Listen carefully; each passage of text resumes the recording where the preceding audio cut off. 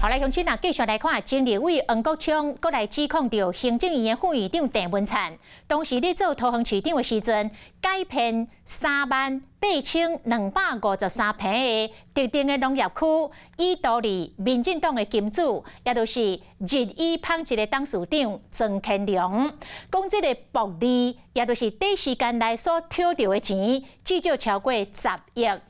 郑文灿是来回击讲，相关的申请案。 过程是公开透明，讲黄国昌是假正义之名的政治斗争，讲这抹黑无代表正义。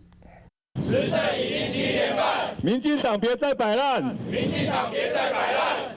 伫行政院门口与北部条例抗议，前立委黄国昌甲馆长陈志涵要求行政院赶紧针对司法的改革，基于正义提出草案，搁批评郑文灿。就问郑文灿一个例子。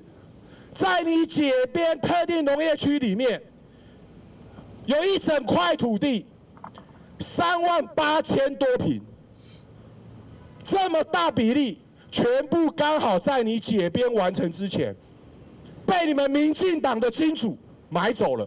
黄国昌讲，有人伫检举指控行政院副院长郑文灿因过做桃园市长的时。 马路日以纺织董事长曾良乾伫进行修正全国区的计划进程，买观音区金毛段78个特农地，煞来搁甲改编，和土地起价上无趁10亿。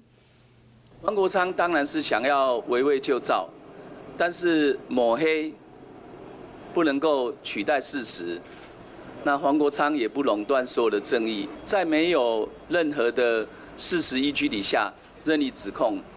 郑文灿批评黄国昌是假正义之名的政治斗争。另外，曾良乾嘛发表声明自称，讲伊伫2017年开始买特定的农地，这是误解。桃园市政府办理分区改编是依照市府国土的计划法，伊唔是个案。